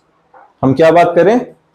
एक ऐसा रिएक्शन जिसके अंदर किसी एक एटम या एलिमेंट का ऑक्सीडेशन नंबर इंक्रीज भी हो रहा है और डिक्रीज भी हो रहा है। इसका मतलब क्या हुआ? वो सेम एटम ऑक्सीडाइज भी हो रहा है और रिड्यूस भी हो रहा है। यही बात हुई ना, अगर ऑक्सीडेशन नंबर बढ़ रहा है तो ऑक्सीडाइज हो रहा है और ऑक्सीडेशन नंबर घट रहा है तो रिड्यूस हो रहा है। तो एक ऐसा रिएक्शन जिसके अंदर एक सेम एटम ऑक्सीडाइज भी हो रहा है और रिड्यूस भी हो रहा है, उसको हम क्या कहते हैं? Disproportionation reaction. क्लियर है? एग्जांपल देखो यहां पे हमारे पास इस वाले में एग्जांपल देखो, H2O2 हाइड्रोजन पेरोक्साइड, ऑक्सीजन का ऑक्सीडेशन नंबर कितना? -1। यहां से जब H2O बना तो ऑक्सीजन का ऑक्सीडेशन नंबर कितना बन गया? -2। और जो ऑक्सीजन रिलीज हुई उसमें कितना हुआ? 0। तो अब एक बात बताओ, यहां -1 से डिक्रीज होके -2 हो गया तो इसकी क्या हो गई? रिडक्शन। और यहां -1 से इंक्रीज होके 0 हो गया तो क्या हो गई? ऑक्सीडेशन। ये बात समझ में आ गई है? क्लियर है? ये एक डिसप्रोपोर्शनेशन रिएक्शन का एग्जांपल हो गया। सेम नीचे वाले एग्जांपल को देखो, अपने पास जो क्लोरीन है ऑक्सीडेशन स्टेट कितनी है उसकी? 0। Cl2 है अपनी एलिमेंट्री फॉर्म में, ऑक्सीडेशन नंबर 0। 2OH नेगेटिव से अगर कंबाइन करेगा तो ये OCl नेगेटिव बनाएगा। अब ऑक्सीजन के साथ कंबाइन होते ही OCl के केस में हमारे पास इसके ऊपर ऑक्सीडेशन नंबर क्या आ गया? +1, है ना। ऑक्सीजन के साथ अगर क्लोरीन बॉन्ड बनाएगा तो क्या होगा? ऑक्सीजन क्लोरीन के ऊपर क्या बन जाएगा? Positive charge. और यहां Cl के ऊपर नेगेटिव है तो यहां क्या हुआ था? 0 से -1 बना और यहां 0 से +1 बना। ये OCl लिखने की जगह अच्छा रहेगा अगर हम इसे ClO लिख लेते हैं, ठीक है, क्योंकि जो ज्यादा इलेक्ट्रोनेगेटिव एलिमेंट होता है उसको हम बाद में लिखते होते हैं। क्लियर है? ये बात समझ में आ गई बच्चे? ये डिसप्रोपोर्शनेशन रिएक्शन हो गया। अब इसके बाद अपना टॉपिक आता है balancing, that is oxidation and reduction reaction. बच्चे अब अपना टॉपिक है balancing oxidation reduction reaction, balancing of oxidation reduction reaction. देखो एक हमारे पास क्या था? सिंपल बैलेंसिंग होती थी, याद है? हमने बैलेंसिंग के मेथड किए थे, हिट एंड ट्रायल मेथड किया था, और एक मेरी अपनी S2C की निंजा टेक्निक है वो अलग है ना। लेकिन हमने 10th क्लास में नॉर्मल बैलेंसिंग करी हुई, और इससे पहले भी हमारा जब +1 का इंट्रोडक्शन होता है हमने बैलेंसिंग करी थी फर्स्ट चैप्टर के अंदर। तो यहां पे अलग क्या है? यहां पर ऑक्सीडेशन नंबर को यूज करके हम बैलेंस करेंगे। और अगर तुम्हें याद हो, जब भी हमने बैलेंसिंग करी है उसके अंदर हम अपनी मर्जी से हाइड्रोजन या वाटर या OH को ऐड नहीं करते। एसिडिक या बेसिक मीडियम का हमारे पास बैलेंसिंग की टेक्निक में किसी तरीके से कोई फर्क नहीं पड़ता था, याद है। लेकिन बैलेंसिंग में ऑक्सीडेशन रिडक्शन मेथड के हिसाब से हम अगर बात करेंगे, इसके दो मेथड्स हैं बेसिकली, ऑक्सीडेशन रिडक्शन मेथड और एक आयन इलेक्ट्रॉन मेथड। इन दोनों के अंदर हम एसिडिक और बेसिक मीडियम को अलग तरीके से बैलेंस करते हैं, और उसमें हम खुद वाटर मॉलिक्यूल्स को, खुद हाइड्रोजन को या OH को, हाइड्रोक्साइड आयन को ऐड करते होते हैं। शुरू करते हैं। कहानी बहुत टफ नहीं है, लेकिन रूल्स बहुत इंपॉर्टेंट है। साथ के साथ रूल्स लिखते चलेंगे और ये स्टेप्स फॉलो करेंगे। अगर हर किसी को स्टेप्स याद होंगे तो आराम से ये बैलेंसिंग तुम्हें पकड़ में आ जाएगी। देखो बच्चा, सबसे पहले ऑक्सीडेशन नंबर मेथड, जो पहला पार्ट है हमारा बैलेंसिंग का, ऑक्सीडेशन नंबर मेथड है। पहला है राइट स्केलेटन आयनिक इक्वेशन। पता है सबको स्केलेटन इक्वेशन, बेसिकली उसको अपने सिंबल्स की फॉर्म में लिख दिया हमने जो भी था। Assigning the oxidation state of each element and balancing atom other than hydrogen and oxygen। पहला काम क्या है? रिएक्शन लिख दिया। दूसरा काम, हर किसी को ऑक्सीडेशन नंबर असाइन कर दो। जैसे मान लो वो H2SO4 है तो हाइड्रोजन के ऊपर +1 लिख दिया, O के ऊपर -2 लिख दिया, और उनके रिस्पेक्ट में सल्फर के ऊपर जो ऑक्सीडेशन नंबर है वो लिख दिया। समझ में आई? तो हर किसी एलिमेंट को, हर किसी एटम को ऑक्सीडेशन नंबर असाइन कर दो, और other than hydrogen and oxygen उनको बैलेंस कर दो। किस किस को बैलेंस करना है? Other than hydrogen and oxygen, उन दोनों को छोड़कर बाकी जितने भी एटम उनको क्या कर दो? बैलेंस कर दो। Done. Finding change in oxidation number and equalise it. फिर क्या करना है? जो कोई एटम होगा जिसकी ऑक्सीडेशन हो रही होगी, कोई एटम होगा जिसकी रिडक्शन हो रही होगी, तो जो जितना चेंज है उन दोनों के बीच में ऑक्सीडेशन और रिडक्शन में, उनको क्या कर देंगे? बैलेंस कर देंगे। अब एग्जांपल कराऊंगा, पता चल जाएगा। रूल्स देखते हैं पहले। Balancing ionic charge by adding H positive और OH नेगेटिव। अब H पॉजिटिव और OH नेगेटिव डिसाइड करता है कैसे? अगर हमारे पास एसिडिक मीडियम में है और मुझे अब ऑक्सीडेशन नंबर नहीं, मुझे क्या बैलेंस करना है? चार्ज। अगर मैं चार्ज को बैलेंस करना चाहता हूं, एक तरफ ज्यादा पॉजिटिव है और एसिडिक मीडियम में है, तो दूसरे तरफ H पॉजिटिव ऐड कर दो, इस पॉजिटिव को बैलेंस करेगा। और अगर बेसिक मीडियम में होता तो जिस तरफ पॉजिटिव ज्यादा उस साइड OH नेगेटिव ऐड कर दो, वो खुद इस पॉजिटिव को कम कर दे। ठीक है ना, ये बात समझ में आई है। तो हम एसिडिक और बेसिक मीडियम के अकॉर्डिंगली जो चार्ज है, नेट चार्ज, आयनिक चार्जेस हैं, उनको बैलेंस कर देंगे। फिर है balance hydrogen and oxygen atoms bye adding water. अब क्या करना है, हाइड्रोजन और ऑक्सीजन को कैसे बैलेंस करेंगे, वाटर ऐड करके। Add H positive for acidic and OH negative for basic. Rule समझ में आ गए हैं बच्चे? 5 रूल्स हैं, एक बार टिप्स पे पकड़ते हैं और याद रखेंगे हर बार। सबसे पहला काम क्या है, पहला काम क्या है बच्चे, स्केलेटन इक्वेशन लिख दी। दूसरे बारे में हमने क्या किया, सबको ऑक्सीडेशन नंबर असाइन कर दिए और सारे एटम्स को simple random hit and trial तरीके से बैलेंस किया other than hydrogen and oxygen. तीसरा काम क्या है, finding the change in oxidation number. अब चेंज इन ऑक्सीडेशन नंबर को बैलेंस करेंगे। फिर हमारे पास आता है बैलेंसिंग आयनिक चार्ज। आयनिक चार्ज कैसे बैलेंस किया हमने, H पॉजिटिव या OH नेगेटिव ऐड करके। और जो लास्ट पार्ट आता है उसमें हाइड्रोजन और ऑक्सीजन को बैलेंस करेंगे bye adding water molecule. Sorted है, 5 स्टेप्स क्लियर है। अब एक एक करके हम करते जाएंगे। पहले एग्जांपल से स्टार्ट करते हैं बच्चा। देखो सिंपल सा हमारे पास जो एक एग्जांपल है इसको पकड़ते हैं। पहले ना एक बहुत सीधा सा कर लेते हैं, सबसे सिंपल वाले से शुरू करते हैं। अपने पास है balance the reaction between zinc and hydrochloric acid. Simple लिखो बच्चे, balance the reaction zinc, balance the reaction between zinc and hydrochloric acid. अब जिंक और हाइड्रोक्लोरिक एसिड को हमें क्या करना है, बैलेंस करना है। अगर मैं इसे बैलेंस करता हूं तो बनेगा क्या, ZnCl प्लस हाइड्रोजन। ये हमारे पास रिएक्शन है। देखो अगर मैं इसे बैलेंस करना चाहता हूं, मेरी पहली स्टेप क्या थी, स्केलेटन इक्वेशन लिख देनी है ना। इसको मैंने क्या किया, HCl को लिख दिया, ऐसे स्केलेटन इक्वेशन लिख दी।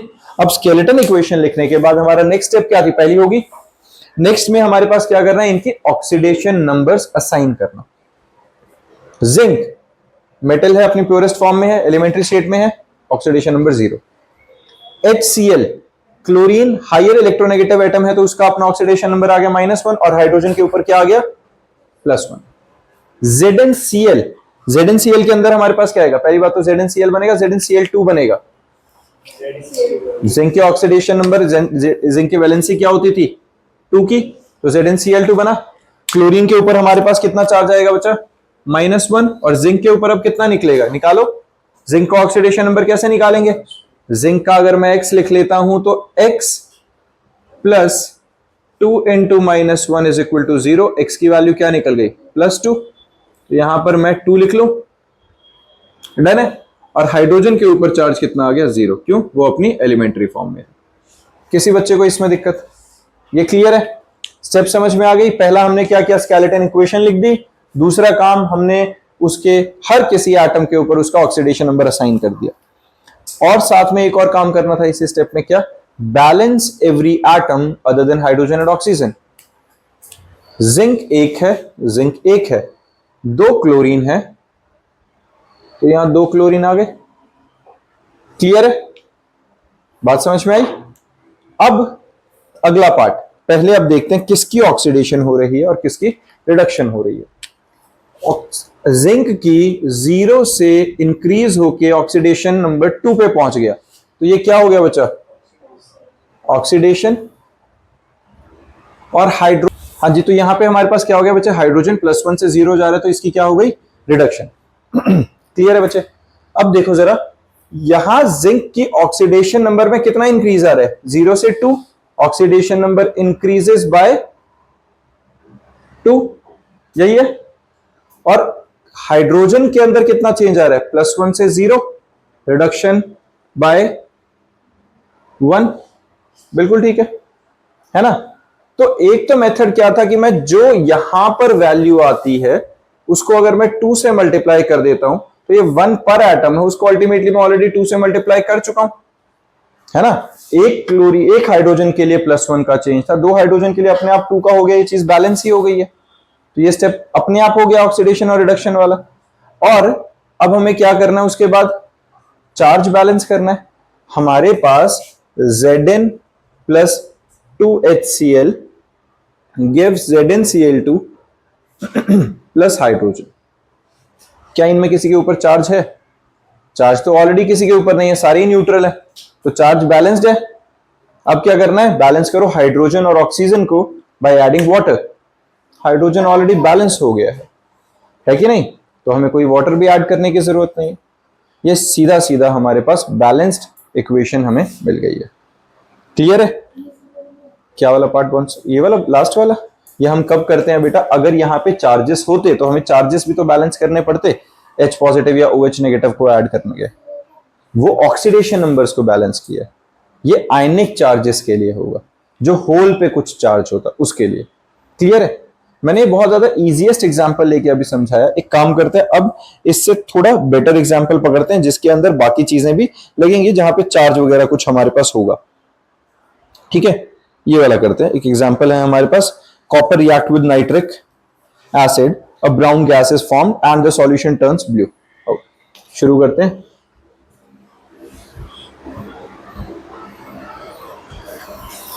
देखो बच्चे, अपने पास क्वेश्चन क्या है पहले उसको देखो।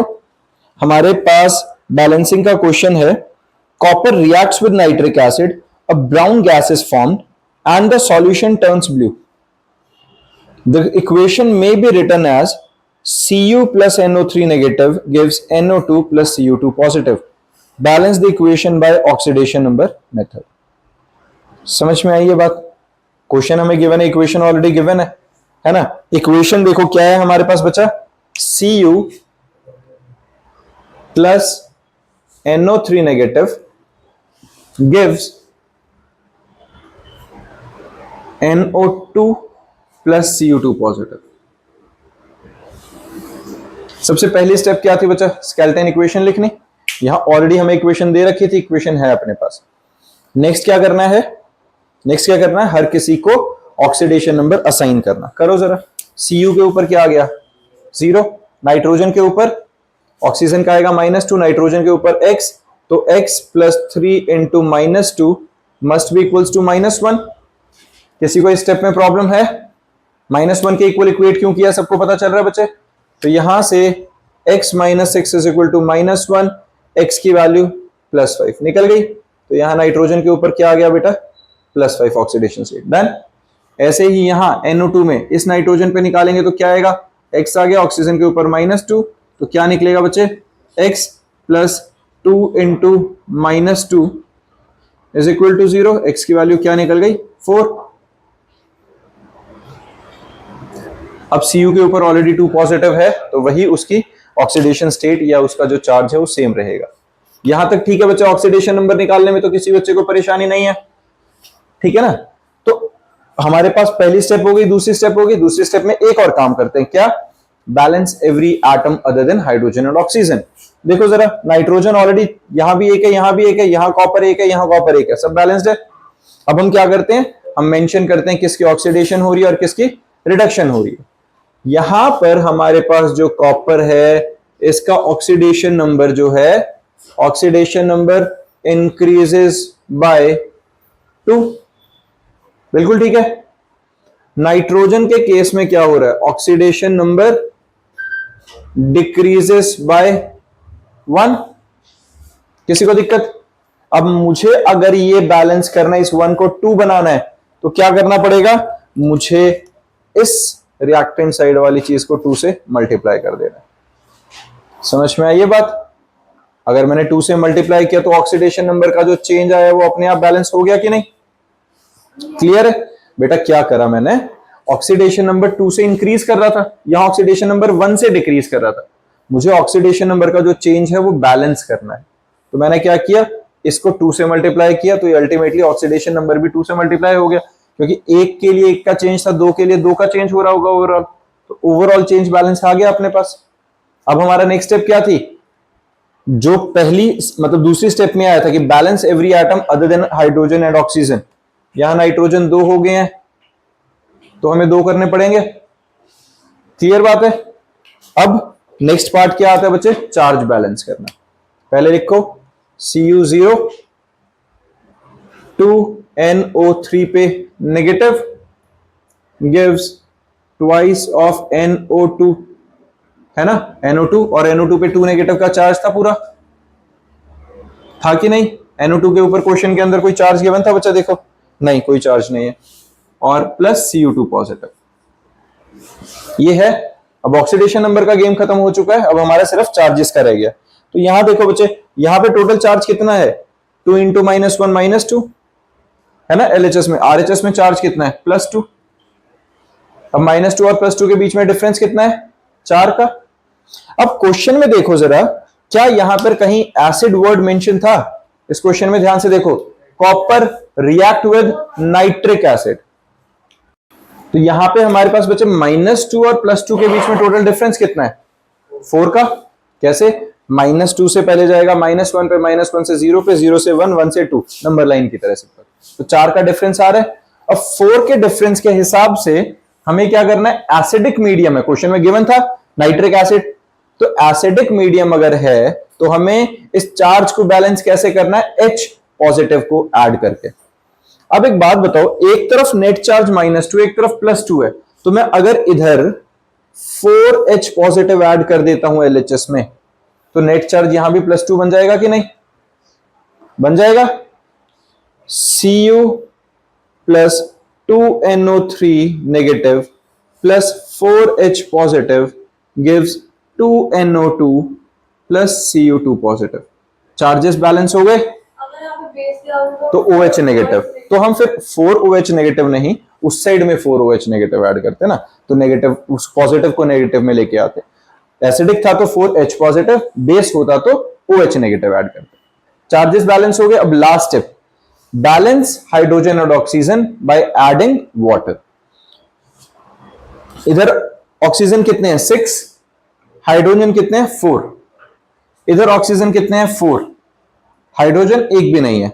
तो हमारे पास यहां हाइड्रोजन कितने हैं बच्चा, 4। मैं इधर 4H2O ऐड कर देता हूं, है ना, हमें हाइड्रोजन 4 चाहिए, 4 नहीं 2H2O ऐड कर देता हूं। तो हाइड्रोजन बैलेंस हो गए दोनों तरफ। इधर भी 4 हाइड्रोजन, इधर भी 4 हाइड्रोजन, और ऑक्सीजन गिनो, 2 2 जार 4 प्लस 2 6, और इधर अपने आप ऑक्सीजन बैलेंस हो गई है। समझ में आया, पक्का? खुद से ऐड करेंगे, बिल्कुल खुद से करेंगे। और ये जो हमारे पास आ गया, ये फाइनल रिजल्ट मिल गया हमें। फिर से एक बार स्टेप्स रिपीट करा रहा हूं, ध्यान से सुनो। सबसे पहले हमने स्केलेटन इक्वेशन लिखी, फिर हमने हर किसी को ऑक्सीडेशन नंबर असाइन किया, फिर हमने अदर देन ऑक्सीजन, मतलब 2 स्टेप्स कर सकते हैं। देखो, पहला ऑक्सीडेशन नंबर बैलेंस कर लो।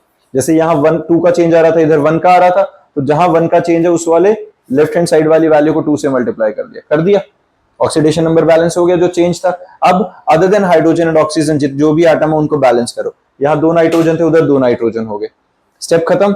तीसरी स्टेप, चार्जेस को बैलेंस करना। अब ऑक्सीडेशन नंबर का काम खत्म हो गया। यहाँ पे चार्जेस था, इस पे 0 था Cu पे, है ना, इसके ऊपर कितना था, नेगेटिव, तो 2 इंटू -1 -2। इधर कितना था, न्यूट्रल, इधर था 2 पॉजिटिव, टोटल डिफरेंस 4 का। एसिडिक मीडियम में था, 4H पॉजिटिव ऐड किया। अब लास्ट स्टेप, हाइड्रोजन और ऑक्सीजन को बैलेंस करने के लिए वाटर ऐड किया। जिस साइड रिक्वायर्ड होगा उस साइड वाटर ऐड कर देंगे। इसी के साथ हमारे पास ये बैलेंसिंग कंप्लीट हो जाती है। किसी बच्चे को इसमें दिक्कत, बात समझ में आ गई है, स्टेप समझ में आई है? 5 स्टेप्स पे होंगे तो आसानी से बैलेंसिंग हो जाएगी। हर बच्चे को ये वाले क्वेश्चंस बच्चे अटेम्प्ट करके लाने हैं, ऑक्सीडेशन नंबर वाले। ये बहुत रेलेवेंट है, और ये जो क्वेश्चंस मैंने लिस्ट में डाले हुए हैं, मोस्ट ऑफ द टाइम ये वही क्वेश्चंस मैंने डाले हुए हैं जो मतलब सबसे ज्यादा मेरे को दिखे हैं कि तुम्हारे क्वेश्चंस में रिपीट हुआ है। इसमें एक और चीज देखो बच्चा, मैंने लास्ट में एक रूल क्या लिखा हुआ है, balance oxygen atom by adding water molecules on the side deficient in oxygen atom. Obvious सी बात है ना, वाटर मॉलिक्यूल को हम कैसे ऑक्सीजन को बैलेंस करेंगे, वाटर ऐड करके। और to balance hydrogen atom add H positive ions for acidic solution on the side deficient in H atom. समझ में आ गई है? अगर एसिडिक मीडियम है तो हाइड्रोजन को बैलेंस करने के लिए हमेशा H पॉजिटिव ऐड कर देंगे डायरेक्टली, क्योंकि वो तो अकेला ही है। लेकिन ऑक्सीजन को बैलेंस करने के लिए क्या ऐड करना पड़ेगा, वाटर। बैलेंस ऑक्सीजन, नेक्स्ट वाले में हम क्या बात कर रहे हैं बच्चे, balance oxygen atom by adding OH negative ion in the basic solution on the side deficient in oxygen atom. जिस साइड ऑक्सीजन कम है उस साइड OH नेगेटिव ऐड कर दो। और उस OH नेगेटिव को काउंटर करने के लिए टू बैलेंस H एटम, क्योंकि OH नेगेटिव ऐड करते ही हाइड्रोजन एक्स्ट्रा आएगा, तो उस हाइड्रोजन को काउंटर करने के लिए क्या करो, add 1 molecule of water for each hydrogen atom needed on the side deficient in hydrogen atom. At the same time, add an equal number of OH negative ion on the opposite side. समझ में? जिस side मैंने OH negative add किया, अगर एक OH negative add किया तो साथ में इधर H2 ऐड कर दिया, है ना, क्योंकि उसके लिए लेकिन साथ में ही फिर यहाँ पे फिर से OH ऐड करना पड़ेगा, और वो इस तरीके से हमारी चीजें बैलेंस होंगी। फिर से क्या रिपीट कर रहा हूं मैं, सुनो। अगर हमारा एसिडिक मीडियम है बेटा, तो ऑक्सीजन को बैलेंस करने के लिए जिस साइड ऑक्सीजन कम है उस साइड वाटर ऐड कर दो, और जिस साइड हाइड्रोजन कम है उस side simple H positive add करके काम बनेगा। लेकिन अगर बेसिक मीडियम है तो जिस साइड ऑक्सीजन कम है उस साइड OH नेगेटिव ऐड करेंगे, और OH नेगेटिव के ऐड होने की वजह से बढ़ते हुए हाइड्रोजन को काउंटर करने के लिए ऑपोजिट साइड में वाटर मॉलिक्यूल्स ऐड करते रहेंगे। ठीक है, खुद बैलेंस करेंगे, वो आंसर आ जाएगा। क्लियर है ये? इसी के साथ हमारा जो बैलेंसिंग वाला पार्ट है, ये एक पहला मेथड है हमारा ऑक्सीडेशन वाला मेथड, वो खत्म हो जाता है। कल हम इलेक्ट्रॉन आयन मेथड करेंगे। ये बच्चे सारा तुम्हारा घर के लिए होमवर्क है। देख रहे हैं, ये बहुत सारे क्वेश्चंस हैं, ये सारे बैलेंसिंग के जो हैं, और ये काफी रेलेवेंट और काफी मतलब जो है मैंने देखा कि सबसे ज्यादा रिपीट होने वाले क्वेश्चन है। जैसे MnO4 नेगेटिव आ गया, Cr2O7 वाला हो गया, पोटेशियम क्रोमेट वाला, या ये पोटेशियम मैग्नेट वाला, ये सबसे ज्यादा आए हैं आज तक। मैंने जितने भी तुम्हारे मतलब +1 के पेपर्स देखे उनके अंदर, तो इनको कर लेना, वो बहुत हो जाएंगे ये प्रैक्टिस के लिए। तो यहां तक हर बच्चा करके आएगा। आयन इलेक्ट्रॉन मेथड, जिसको नहीं आएंगे मैं पहले क्लास में अगला टॉपिक कराने से पहले इसी के डाउट्स लूंगा, और उसके बाद आयन इलेक्ट्रॉन मेथड से होते हुए हमारा जो ये बेसिकली इलेक्ट्रोकेमिकल सेल है वो शुरू हो जाएगा, और उसी के साथ फिर हमारा नेक्स्ट लेक्चर के अंदर चैप्टर वाइंड अप हो जाएगा। ठीक है, बाय।